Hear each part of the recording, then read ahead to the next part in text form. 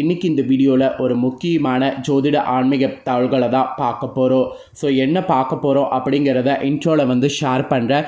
என்ன பார்க்க போகிறோம் அப்படிங்கிறத இன்ட்ரோவில் வந்து தெரிஞ்சுக்குங்க. 2025 ஆண்டில் 7வது மாதமான ஜூலை மாதமானது நடந்துகிட்ருக்கு. இந்த ஜூலை மாதமும் ஆன்மீக ரீதியாக நிறைய முக்கியமான நாட்கள் வரும். அதில் ஒரு முக்கியமான நாளானது வர இருக்குது. அதுதான் ஜூலையுடைய 10ஆம் தேதி.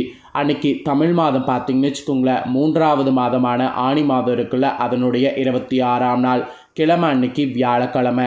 இந்த நாள் அப்படி என்ன ஒரு முக்கியமான நாள் அப்படின்னு கேட்குறீங்களா? பௌர்ணமியானது வருது.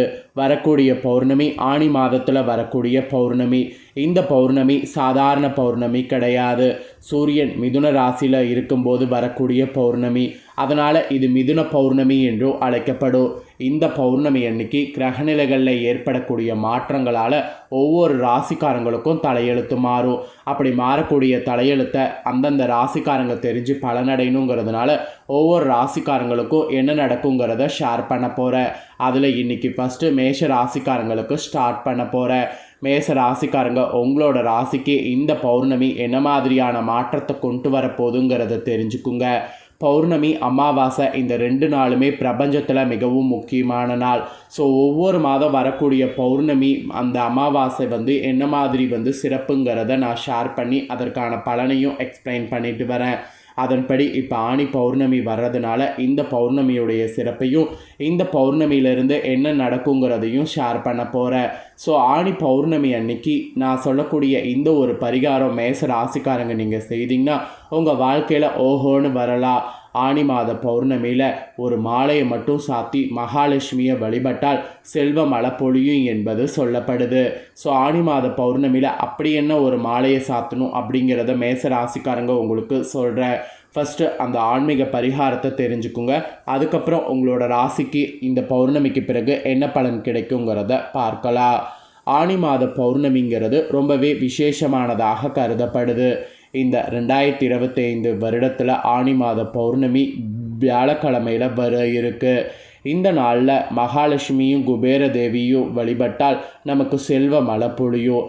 அதாவது மகாலட்சுமி தேவியும் குபேரரையும் வழிபட்டால் நமக்கு செல்வ மழை பொழியும். மகாலட்சுமிக்கு உகந்த இந்த ஒரு மாலையை மட்டும் இந்த நாளில் சாத்தி வழிபட்டால் கிடைக்கக்கூடிய பலன்கள் உங்களுக்கு உறுதி. ஸோ என்னென்ன பலன்கள் வந்து உங்களுக்கு கிடைக்கும் என்பதை இந்த வீடியோவில் ஃபஸ்ட்டு உங்களுக்கு ஷேர் பண்ண போகிறேன். ஆன்மீக ரீதியான தாள்களை ஃபஸ்ட்டு தெரிஞ்சுக்குங்க.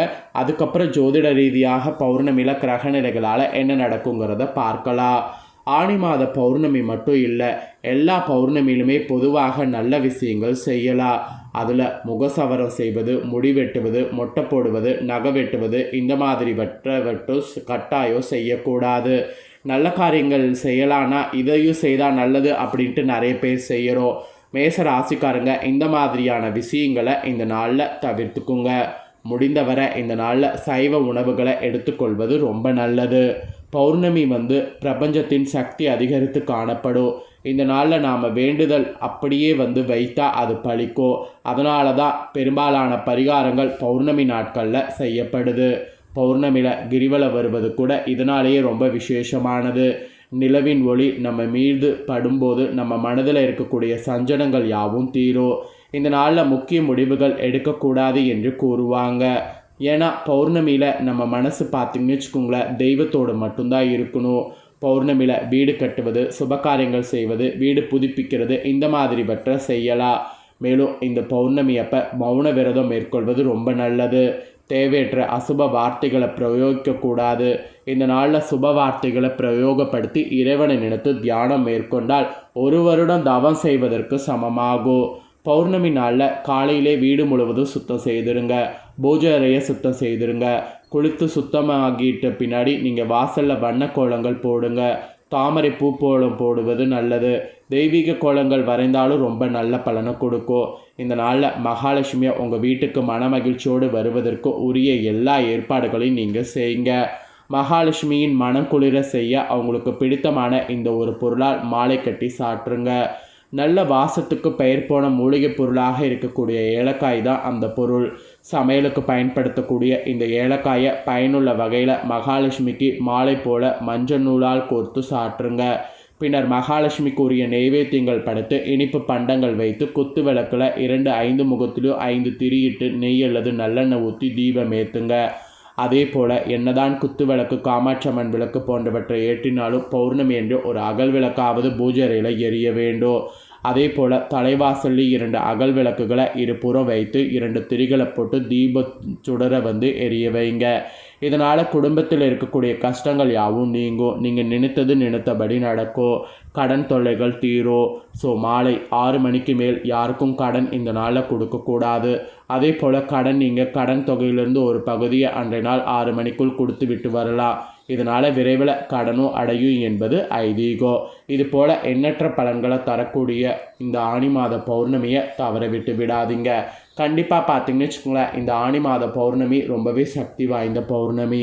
ஸோ இந்த பரிகாரம் செய்தால் நல்லதுங்கிறதுனால தான் உங்களுக்கு இவ்வளோ நேரம் பரிகாரத்தை ஷேர் பண்ணேன். ஸோ இப்போ பரிகாரம் செய்கிறத தெரிஞ்சுக்கிட்டிங்களா? இப்போ இந்த பௌர்ணமியிலேருந்து உங்களோட ராசிக்கு என்ன மாதிரியான பலன் கிடைக்குங்கிறத சொல்கிறேன்.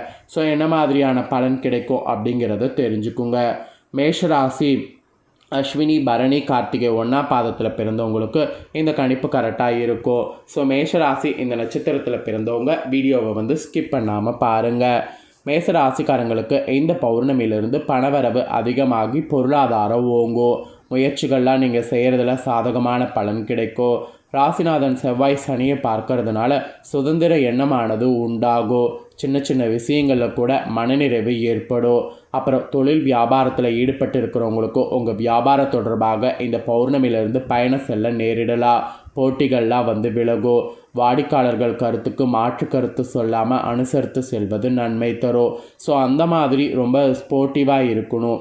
அப்புறம் உத்தியோகத்தில் இருப்பவர்களுக்கு கூட இந்த பௌர்ணமியிலேருந்து முன்னேற்றம் உண்டாகும். பணவரவு திருப்தி தரும்.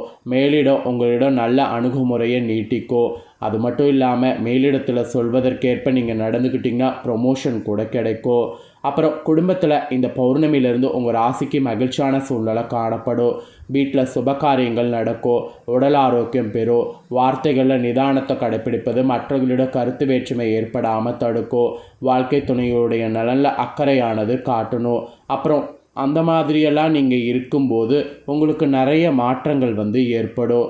அப்புறம் பெண்களுக்கு கூட இந்த பௌர்ணமியிலேருந்து பணவரவு அதிகமாகி பொருளாதாரம் ஓங்கும். முயற்சிகளில் சாதகமான பலன் கிடைக்கும்.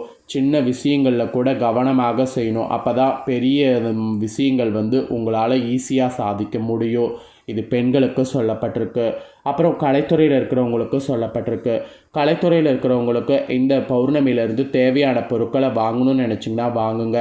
நீண்ட நாட்களாக செய்ய நினைத்த ஒரு காரியத்தை செய்து முடிங்க. மதிப்பு மரியாதை அதில் உங்களுக்கு கூடும். அப்புறம் அரசியலில் இருக்கிறவங்களுக்கு கூட இந்த ஒரு பௌர்ணமிக்கு பிறகு வீண் மனஸ்தாபம் ஏற்பட்டு நீங்கும்.